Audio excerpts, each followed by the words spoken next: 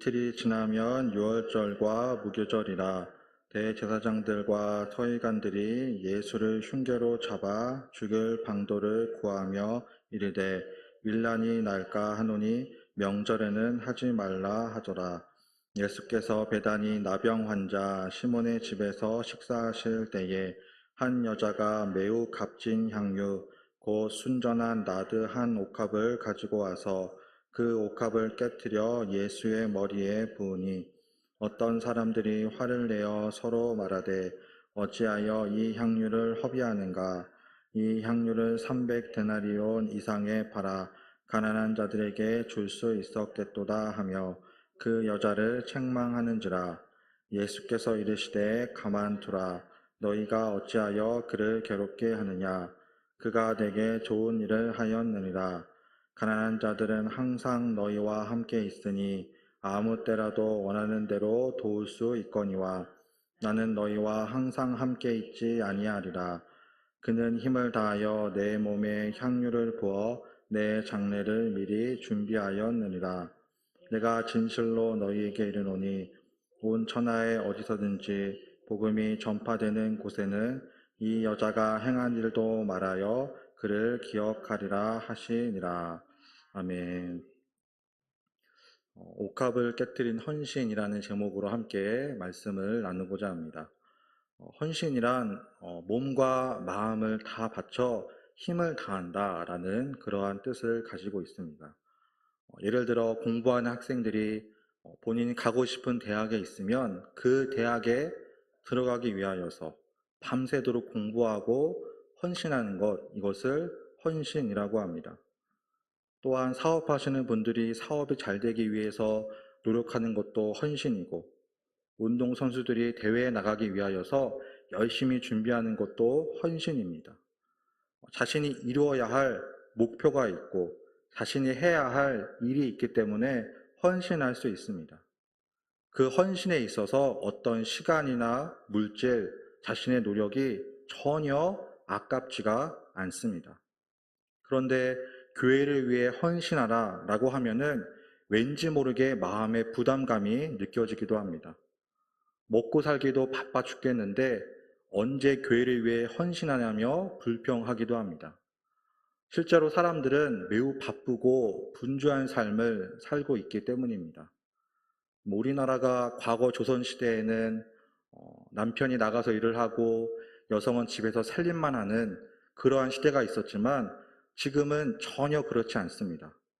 여성도 나가서 일을 하고 부부가 맞벌이를 하다 보면은 매우 바쁘고 분주한 삶을 살아갑니다. 그래서 자녀가 있는 경우에는 자녀를 돌볼 시간이 없어서 친정이나 시댁에 도움을 요청하기도 합니다. 이처럼 매우 바쁘고 분주한 삶을 살고 있는데 주님을 위하여서 헌신하라고 하면 그것이 부담감으로 다가오기도 합니다. 그런데 성경에 등장하는 초대교회의 모습을 보면은 많은 성도들이 헌신하고 믿음으로 나아갔습니다. 그 당시에는 예수님을 믿으면은 핍박을 받는 시대였습니다. 예수님을 믿고 나의 구원자라고 고백을 하는 사람들을 감옥에 가두고 매질하고 핍박하는 그러한 시대 가운데 있었습니다. 그럼에도 불구하고 수많은 사도들이 헌신하였기 때문에 초대교회가 온전히 세워질 수 있었습니다. 사도행전에 등장하는 바나바도 마찬가지입니다. 그는 위로의 사람이었고 자신의 밭을 팔아서 그 밭을 판 돈을 교회에 헌금하여서 구제와 나눔을 실천하였습니다. 바나바의 헌신으로 초대교회는 가난하고 어려운 사람들을 돕는 나눔을 실천할 수 있었습니다. 복음을 전하다가 순교한 스데반 집사도 마찬가지입니다. 스데반이 복음을 전하다가 돌에 맞아 순교했을 때에 그의 얼굴이 천사의 얼굴과 같았더라 라고 성경은 말씀하고 있습니다. 아니 얼마나 고통스럽게 죽었는데 그의 얼굴이 어떻게 천사와 같을 수 있겠습니까? 그만큼 고난과 어려움이 있지만 그 고난보다도 하나님을 향한 마음, 하나님을 향한 헌신, 믿음이 더 컸기 때문에 그러한 환경을 뛰어넘는 믿음으로 헌신할 수 있었습니다. 주님의 몸된 교회도 마찬가지입니다. 나의 삶 가운데 고난과 어려움이 있지만 주님을 향한 그 은혜와 사랑을 깨달은 자는 믿음으로 헌신하며 나아갈 수 있습니다. 때로는 어떤 분은 이렇게 얘기할 수 있습니다. 그것은 성경에 나와 있는 이야기지, 바울이니까, 바나바니까, 스데반 집사이니까 가능한 일이지, 제가 어떻게 그렇게 헌신할 수 있겠습니까? 라고 불평하기도 합니다. 그것은 나와는 전혀 상관없는 일이라고, 나는 그렇게 될 수 없다고 낙심하기도 합니다. 물론 성경에 등장하는 바울처럼 위대한 사도가 될 수는 없습니다. 분명 하나님이 보실 때에는 부족하고 연약한 한 영혼입니다. 그러나 내 자신을 보는 것이 아니라 하나님을 바라볼 때에 나를 구원한 하나님의 은혜를 힘입는다면 믿음으로 나아갈 수 있습니다.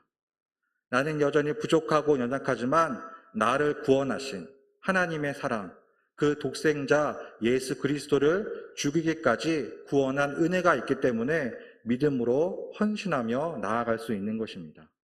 비록 부족하고 연약할지라도 하나님의 사랑과 은혜를 힘입어 헌신하며 나아가는 삶이 되시길 바랍니다. 이처럼 하나님이 주신 사명이 있기 때문에 누구든지 교회를 위하여서 헌신하며 나아갈 수 있습니다. 나의 뜻과 맞지 않는다고 해서 헌신하지 않는 것은 온전한 믿음이 아닙니다. 구약 성경에 등장하는 노아도 마찬가지였습니다. 요나도 마찬가지였습니다. 요나는 하나님께서 니느웨 성에 가서 복음을 전하라 라고 말씀하였습니다. 근데 그 당시에 니느웨 성 사람들과 이스라엘 사람들은 원수지간이었습니다. 혹시 여러분들의 삶 가운데 원수와 같은 사람들이 있습니까? 그러한 사람들한테 복음을 전한다는 것은 결코 쉬운 일이 아닙니다. 과거에 우리나라와 일본이 역사적으로 매우 사이가 좋지 않고 원수 사이였던 것처럼 요나는 우리나라와 원수인 저 니느웨 성 사람들한테 복음을 전할 수 없습니다 라고 외면하였습니다. 하나님의 뜻이 있었지만 요나는 도망쳤습니다. 하나님의 말씀에 순종하지 않고 다시스로 가는 배를 타고 멀리 떠나게 되었습니다. 하지만 이것은 결코 하나님의 뜻이 아니었습니다. 하나님은 풍랑을 일으켜 바다에 빠뜨리게 하시고 물고기 뱃속에 3일 동안 요나를 갇히게 하였습니다. 그곳에서 요나는 다시 한번 자신의 자리를 회개하고 돌이켰습니다.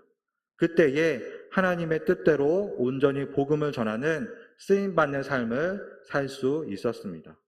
그러므로 하나님의 경고의 말씀이 있을 때에 속히 깨닫고 돌아와야 합니다. 하나님 앞에 크고 작은 순종의 차이는 있을 수 없기 때문입니다. 작은 것이라도 하나님께 온전히 드릴 때에 그것이 쓰임받는 일이 될 수 있습니다. 요한복음 6장에서도 예수님은 자신을 보기 위해 찾아온 무리들이 먹을 양식이 없을 때 안타까워했습니다. 예수님이 수많은 기적을 행하였습니다. 병든 자를 고치시고 귀신 들린 자를 온전케 하시고 물 위를 거리시는 그러한 기적을 행하자 더 많은 사람들이 예수님을 보기 위해 나아왔습니다. 그런데 그렇게 많은 사람들이 나오고 계속해서 보니까 순간적으로 날이 저물게 되었습니다. 그리고 수많은 사람들이 먹을 양식이 없어서 굶주린 가운데 있었습니다. 그때 제자들은 주님께 이 사람들을 다 돌려보내야 합니다. 우리가 가지고 있는 것으로는 이 사람들을 먹이기에는 턱없이 부족합니다. 라고 간구하였습니다. 그러자 예수님이 어떻게 하였습니까? 보리떡 5개와 물고기 2마리를 가져오라 라고 말씀하였습니다. 이것으로는 그 수많은 무리를 먹이기에는 턱없이 부족한 양이었지만 하늘로 이르러 축사하시고 제자들에게 나누어 주었을 때에 5,000명을 먹이시고 12바구니를 남기는 그러한 기적을 행하였습니다. 이처럼 작은 헌신이라도 주님께 드릴 때에 크게 쓰임받는 헌신이 될 수 있습니다. 내가 볼 때에는 작고 부족해 보일지라도 그것을 감사하는 마음으로 주님께 올려드릴 때에 주님께서는 기쁘게 받으시기 때문입니다. 내가 가진 것이 적고 부족하다고 원망하고 불평하는 것이 아니라 감사하는 마음으로 주님께 드리는 삶이 되시길 바랍니다. 물질의 많고 적음이 아니라 마음의 중심이 중요하기 때문입니다. 오늘날 한국교회도 마찬가지입니다. 한국교회가 이만큼 부흥하고 성장할 수 있었던 것은 교회를 개척하고 희생했던 분들이 있었기 때문입니다. 과거에 우리나라가 전쟁 이후에 먹고 살기 힘들 때에 수많은 사람들이 나라와 민족을 위해 헌신하였습니다. 지금은 시급제도가 있고 고용노동부가 있어서 인권을 보호해야 한다라고 하지만 그 당시에는 그런 게 전혀 없었습니다. 그래서 밤낮 가리지 않고 밤새도록 일하고 헌신하였기 때문에 나라가 먹고 살 수 있었고 경제가 성장할 수 있었습니다. 마찬가지로 교회를 개척하고 희생하고 헌신한 분들이 있었기 때문에 교회가 성장하고 부흥할 수 있었습니다. 만약에 우리가 조금만 더 북쪽에 태어났더라면 어떻게 됐겠습니까? 북한에는 그 종교의 자유가 없기 때문에 핍박과 고난을 받을 수밖에 없습니다. 우리가 직접 북한에 갈 수는 없지만 그 신의 악단이라는 영화를 보면 알 수 있습니다. 거기에 나오는 사람들이 몰래 하나님을 예배하고 성경을 읽고 기도하다가 나중에는 붙잡혀서 총살을 당하는 그러한 장면을 볼 수 있습니다. 심지어 기독교를 핍박하기 위해 온 사람들도 나중에는 하나님을 믿게 돼서 죽임을 당하는 순교를 하는 그러한 장면을 영화에서 볼 수 있습니다. 그런데 이 남한이라고 하는 사회는 얼마나 자유롭습니까? 마음껏 하나님을 예배하고 찬양할 수 있는 그러한 곳에 우리가 살고 있습니다. 그렇기 때문에 더 이상 환경을 탓하는 것이 아니라 내가 가진 것을 통하여서 믿음으로 헌신하며 나아가야 합니다. 하나님께서는 그러한 믿음의 헌신을 기쁘게 받으시기 때문입니다. 오늘 본문 마가복음 14장에서도 이러한 헌신을 보여준 한 여인이 등장합니다. 14장 1절에 이틀이 지나면 유월절과 무교절이라 라고 해서 예수를 흉계로 잡아 죽일 방도를 구하며 라고 말씀합니다. 즉 예수를 잡아 죽이려고 노리는 수많은 무리들이 있었습니다. 그러니까 예수님을 따르는 무리들이 점점점 많아지자 그 당시에 종교 지도자들이 예수님을 시기하고 질투하고 미워하였습니다. 그리고는 죽이기 위해 음모와 계략을 꾸미고 있었습니다. 주님도 자신의 죽음이 머지 않았음을 알고 있었지만 그 죽음을 결코 피하지 않았습니다. 십자가에 달려 고난당하고 죽임당하는 것이 하나님의 뜻이었기 때문입니다. 그것이 온 인류를 구원하기 위한 하나님의 방법, 희생이었습니다. 이처럼 십자가의 죽음을 점점 앞두고 있는 상황에서 한 여인이 다가와 놀라운 행동을 하였습니다. 본문 3절에 한 여자가 매우 값진 향유 곧 순전한 나드 한 옥합을 가지고 와서 깨트려 예수의 머리에 부으니라고 말씀합니다. 주님께서 나병 환자 시몬의 집에서 식사를 하고 있었습니다. 그런데 갑자기 그 옥합을 깨트려 예수의 머리에 향유를 붓기 시작하였습니다. 만일 여러분들이 식당에서 밥을 먹고 있는데 모르는 사람이 찾아와서 머리에 향유를 붓는다면 얼마나 당황스럽겠습니까? 아마 놀라서 어찌할 바를 몰랐을 것입니다. 그러나 주님은 이 여인을 꾸짖거나 대적하지 않았습니다. 오히려 이 여인을 칭찬하시면서 나에게 좋은 일을 하였다라고 선포하는 모습을 볼 수 있습니다. 그렇다면 향유를 깨트려 예수의 머리에 부은 이 행동이 어떠한 의미를 가지고 있는지 세 가지를 통해 살펴보고자 합니다. 첫째로 향유를 부은 행동은 참된 헌신을 의미합니다. 요한복음 12장 3절에는 이 향유를 부른 여인을 마리아로 소개하고 있습니다. 즉 매우 평범한 여인이었습니다. 어떤 귀족 집안의 딸이 아니었고 어떤 부유한 계층의 사람이 아니었습니다. 그 당시에는 계급 사회였기 때문에 높은 계급을 가지고 있는 사람만이 비싼 향유 옥합을 가질 수 있었습니다. 하지만 이 여인은 자신의 모든 재산을 팔아 산 이 향유를 가지고 예수님의 머리에 붓는 헌신을 보여주었습니다. 이 향유를 그 당시에 화폐 단위로 계산하면 300데나리온에 해당하는 금액이었습니다. 현장에서 일하는 노동자가 1년 동안 일해야지만 벌을 수 있는 금액이었습니다. 이 옥합을 깨트려 부은 행동을 보고 많은 사람들이 여인을 비난하였습니다. 차라리 그 옥합을 팔아서 300데나리온을 받아서 가난한 자들을 돕는 것이 더 좋은 일이 아닙니까? 라면서 책망하였습니다. 실제로 그것을 팔면 더 많은 사람들을 도울 수 있었습니다. 그런데 이 여인은 어떻게 하였습니까? 마치 오늘날 로또 1등에 당첨이 되었는데 그것으로 좋은 집이나 좋은 차를 사거나 아니면은 가난한 사람들을 돕지 않고 모든 것을 다 교회에 헌금한 것과 마찬가지였습니다. 즉 이러한 비난은 어떻게 보면 정당한 비난처럼 보이기도 하였습니다. 하지만 주님께서는 그들의 사악한 의도를 알고 있었습니다. 실제로 가난한 사람들을 돕기 위함이 아니라 그 판 돈을 훔치기 위함이었습니다. 도둑질하기 위함이었습니다. 요한복음 12장 6절에는 그는 도둑이라 돈깨를 맞고 거기 넣은 것을 훔쳐감이라 라고 말씀합니다. 즉 마리아를 책망한 진짜 목적은 자신들의 욕심과 욕망을 채우기 위함이었습니다. 가난한 자들은 언제나 우리 곁에 있습니다. 아무리 시대가 발달하고 나라의 경제가 성장해도 때로는 빈부격차로 말미암아 가난한 사람들이 존재합니다. 그래서 우리 교회도 쌀 모으기를 통하여서 어려운 사람들한테 쌀을 나누어 주기도 하고 가난한 사람들을 돕기도 하고 구제를 하기도 합니다. 즉 가난한 사람들은 언제나 있기 때문에 언제든지 도울 수 있습니다. 그러나 예수님은 이 땅 가운데 오셔서 그 죽음을 앞두고 있었습니다. 죽음 이후에는 예수님을 위해 헌신할 수 없기 때문에 예수님이 살아계실 때 헌신하는 것이 마땅한 일이다 라고 말씀하고 있습니다. 즉 이 여인은 억지로가 아니었습니다. 누가 시켜서 강요에 의해서 그 옥합을 깨트리는 헌신을 한 것이 결코 아니었습니다. 자원하는 마음으로 마음에 감동이 있었기 때문에 그러한 헌신을 할 수 있었습니다. 교회 일도 마찬가지입니다. 내가 안 하면 누군가는 하겠지라는 생각은 잘못된 믿음입니다. 작은 헌신이라도 주님께 드릴 때에 주님께서는 그것을 기쁘게 받으십니다. 그래서 교회를 예수 그리스도의 몸으로 비유하고 있습니다.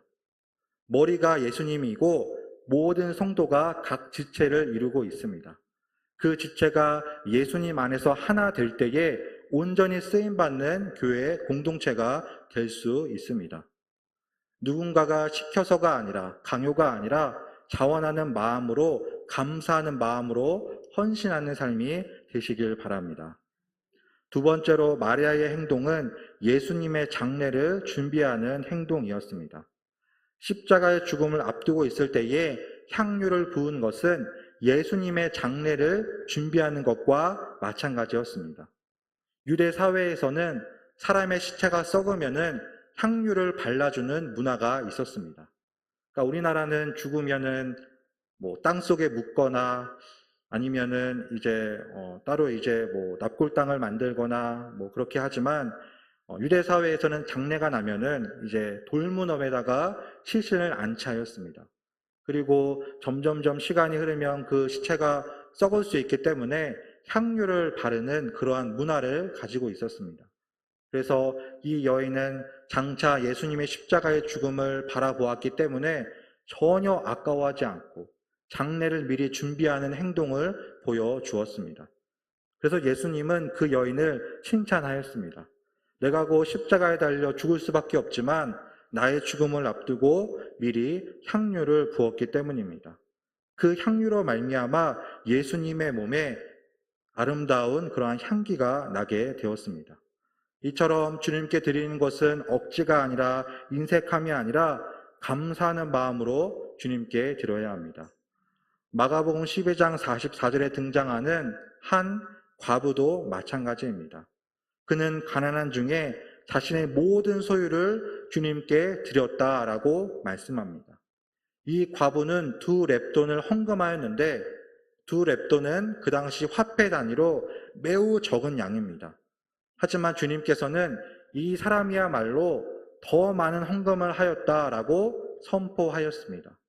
가난한 중에 없는 가운데도 하나님께 헌신하였기 때문입니다.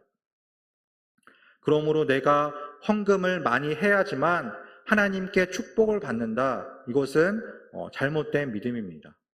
헌금의 많고 적음을 떠나서 내가 정말로 감사하는 마음으로 드릴 때에 하나님께서 그것을 기쁘게 받으시기 때문입니다. 구원도 마찬가지입니다. 내가 어떤 교회에서 봉사를 많이 해서 헌신을 많이 해서 또는 헌금을 많이 해서 구원을 받는 것이 결코 아닙니다. 나의 모든 죄를 주님 앞에 고백하고 회개하고 예수님을 믿을 때에 온전한 구원에 이를 수 있습니다. 즉 영원한 천국에 이를 수 있습니다. 그런데 유럽의 중세 시대에는 잘못된 생각을 가지고 있었습니다. 면죄부라고 해서 돈을 주고 그 면죄부 종이를 사면은 나의 죄가 용서받는다라고 생각하였습니다. 그래서 많은 사람들이 돈을 주고 면죄부를 사고 자신은 천국에 갈 수 있다라는 잘못된 믿음을 가지고 있었습니다. 심지어 죽은 자도 이 죽은 자를 위해 면죄부를 사면은 지옥에 있는 영혼이 천국에 갈 수 있다라고 생각하였습니다. 어떻게 천국과 지옥을 왔다 갔다 할 수 있겠습니까? 근데 그 당시에는 이러한 잘못된 믿음을 유럽 사람들이 가지고 있었고 그때의 루터나 칼빈과 같은 종교 개혁자들이 나타나 개혁을 실시하였습니다. 그러므로 물질의 많고 적음이 아닌 하나님을 향한 온전한 믿음을 회복해야 합니다. 헛된 우상과 미신들을 멀리해야 합니다. 오늘날 길거리를 가다 보면은 점집이나 사주를 보는 그러한 집을 많이 볼 수 있습니다. 그래서 최근에 어떤 분은 이런 질문을 했습니다. 제가 교회에 다니는데 그곳에 가서 점을 보고 사주를 봐도 될까요? 라고 묻는 분도 있었습니다. 자신이 교회를 다니기 때문에 양심이 찔린다는 그러한 고백을 하였습니다. 당연히 그곳은 돈을 받고 사주를 보고 점을 보기 때문에 결코 가서는 안 되는 곳입니다. 자신의 욕심을 채우기 위해 더 많은 돈을 받고 더 많은 요구를 하기 때문입니다. 그러므로 헛된 우상과 미신을 의지하는 것이 아니라 주님 앞에 자원하는 마음으로 드리고 헌신할 때에 그것을 통하여서 어려운 사람들도 돕고 교회를 위해 쓰임받는 귀한 예물이 될 수 있습니다. 그러므로 작은 것이라도 주님께 드리는 헌신하는 삶이 되시길 바랍니다. 세 번째로 마리아처럼 복음을 전하는 헌신을 해야 합니다. 본문 9절에는 온 천하 어디서든지 복음이 전파되는 곳에는 이 여자가 행한 일도 말하여 그를 기억하라 라고 말씀합니다. 즉 예수의 머리에 향유를 부은 이 여인의 행동을 기억하라 라고 예수님께서 선포하였습니다. 누군가의 기억에 남는다는 것은 결코 쉬운 일이 아닙니다. 역사적으로 훌륭한 업적을 남기거나 위대한 일을 한 사람들은 계속해서 후대의 기억에 남게 됩니다. 가끔 뉴스를 보면은 또 안타까우면서도 아름다운 그러한 기사를 보게 됩니다. 어떤 기사에 나왔는데 그 건강했던 50대 체육교사 남성이 갑자기 쓰러져서 뇌종양으로 세상을 떠나게 되었다고 합니다. 워낙 건강했기 때문에 갑작스러운 죽음을 그의 가족들조차 쉽게 받아들일 수 없었다라고 합니다. 그리고 갑작스럽게 세상을 떠나면서 4명의 사람들한테 장기를 기증하고 세상을 떠났다라는 그러한 기사를 보게 되었습니다. 살아있는 동안에도 봉사를 하였지만 죽음의 그 순간까지도 많은 사람들에게 도움을 주는 아름다운 모습을 볼 수 있었습니다. 이처럼 새로운 생명을 얻게 된 사람들은 그 은혜를 평생 기억할 수밖에 없습니다. 죽을 수밖에 없었지만 자신에게 새로운 생명을 허락하여 준 것과 마찬가지이기 때문입니다. 마리아의 행동도 마찬가지였습니다. 그는 예수님의 죽음을 앞두고 향유를 붓는 그러한 헌신을 보여주었습니다. 선한 여왕력을 나타내었기 때문입니다. 이 땅 가운데 사는 동안 내가 가진 것을 통해 어려운 사람들을 돕고 또한 도움이 필요한 자들에게 선한 영향력을 나타내는 믿음의 삶이 되시길 바랍니다. 특별히 예수님의 이름으로 그러한 일을 행해야 합니다. 내가 이만큼 헌신하고 봉사했으니까 내가 위대한 사람이고 나를 자랑하고 나를 드러내는 것이 아니라 예수님을 드러내고 예수님의 사랑, 예수님의 복음을 전하는 그러한 삶이 되시길 바랍니다. 그래서 내가 받은 은혜를 나누고 헌신할 때에 예수님의 사랑이 흘러 들어가게 되는 것입니다. 베드로전서 4장 10절에도 이렇게 말씀합니다. 각각 은사를 받은 대로 하나님의 여러 가지 은혜를 맡은 선한 청지기 같이 서로 봉사하라. 즉 주님께서 주신 은사가 있다는 말씀입니다.